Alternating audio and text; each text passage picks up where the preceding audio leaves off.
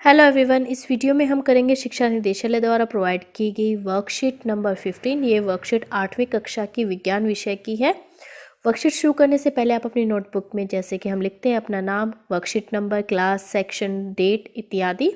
और आज की वर्कशीट भी बेटा हम चैप्टर धातु और धातु से ली गई है।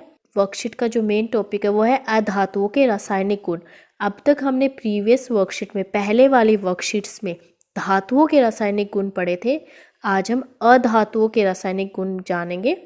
आज हम अधातुओं के रासायनिक गुणों के बारे में जानेंगे। शुरू करते हैं। पहला है ऑक्सीजन से अभिक्रिया। अधातु ऑक्सीजन से अभिक्रिया कर अधातु ऑक्साइड बनाते हैं। धातु क्या बनाती थी? धातु ऑक्साइड बनाती थी। अधातु जब ऑक्सीजन से अभिक्रिया करेगी तो क्या बनाएगी? अधातु ऑक्साइड। सल्फर को जलाने पर वह ऑक्सीजन से अभिक्रिया कर सल्फर डाइऑक्साइड गैस बनती है। जब सल्फर डाइऑक्साइड को जल में विलयन किया जाता है यानी कि जल में घोला जाता है तो सल्फ्यूरस अम्ल प्राप्त होता है, जैसे अम्लीय वर्षा में होता है। वातावरण में जो सल्फर डाइऑक्साइड मौजूद होती है वर्षा के जल के साथ, बारिश के जल के साथ जब ये मिलती है तो किस रूप में ये नीचे आती है? सल्फ्यूरिक अम्ल या सल्फ्यूरस अम्ल के रूप में। तो यहाँ पे कुछ अभिक्रियाएं दी गई है बेटा। सल्फर जब ऑक्सीजन के साथ अभिक्रिया करेगी तो सल्फर डाइऑक्साइड बनेगा SO2। सल्फर डाइऑक्साइड को जब हम जल में घोलेंगे तो सल्फ्यूरस अम्ल बनेगा H2SO3। इसी प्रकार जब कार्बन भी क्या है? एक अधातु है। ऑक्सीजन से अभिक्रिया करेगा तो क्या बनेगा? Carbon dioxide. कार्बन डाइऑक्साइड फिर जल से अभिक्रिया करेगा तो कार्बोनिक अम्ल यानी कि अम्ल का निर्माण होता है। अधातु ऑक्साइड की प्रकृति हम एक क्रियाकलाप के द्वारा जानेंगे कि अधातु के ऑक्साइड अम्लीय होते हैं या क्षारकीय। जो अधातु है उसके ऑक्साइड अम्लीय होंगे या क्षारकीय, उनकी प्रकृति, उनके नेचर के बारे में जानने के लिए हम एक छोटी सी एक्टिविटी करेंगे। हमें क्या चाहिए? हमें चाहिए कार्बन, किस रूप में? कोयले के रूप में। लाल और नीला लिटमस सूचक पत्र और कांच का जार। लाल और नीला लिटमस सूचक पत्र हम क्यों लेते हैं? लिटमुस नहीं आएगा बेटा, ये लिटमस है, ठीक है, ये ऊ की मात्रा नहीं आएगी। लिटमस सूचक पत्र। जिन पदार्थों की प्रकृति अम्लीय होती है वो नीले लिटमस पत्र को लाल कर देते हैं और जिनकी क्षारीय होती है वो लाल को नीला कर देते हैं। अब हमें क्या करना है? एक छोटे कोयले के टुकड़े को जलाना है, उसके ऊपर कांच का जार, जैसे यहाँ पे दिखाया गया है पिक्चर में, ऐसे ही कांच का जार उल्टा कर उसमें निकलने वाली गैस को इकट्ठा करेंगे।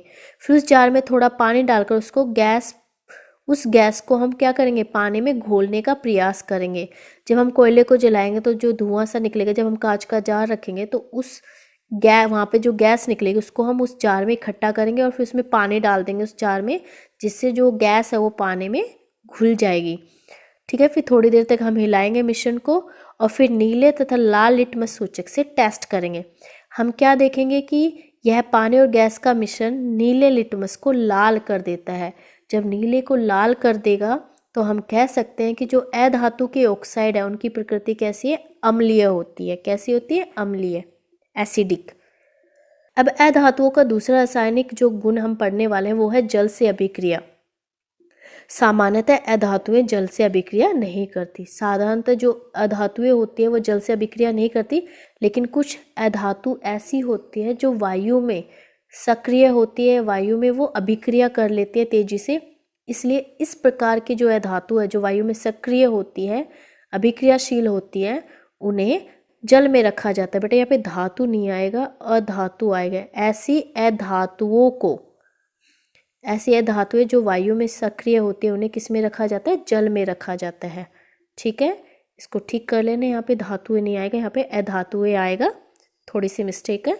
उदाहरण, फॉस्फोरस एक बहुत सक्रिय अधातु है। जो फॉस्फोरस है वो एक अधातु है, नॉन मेटल है। वायु में खुला रखने पर यह आग पकड़ लेता है। जो फॉस्फोरस है अगर इसको हम वायु में खुला रख देंगे तो ये अपने आप आग पकड़ लेता है। फॉस्फोरस से वायुमंडलीय ऑक्सीजन का संपर्क ना हो इसलिए इसे जल में रखा जाता है।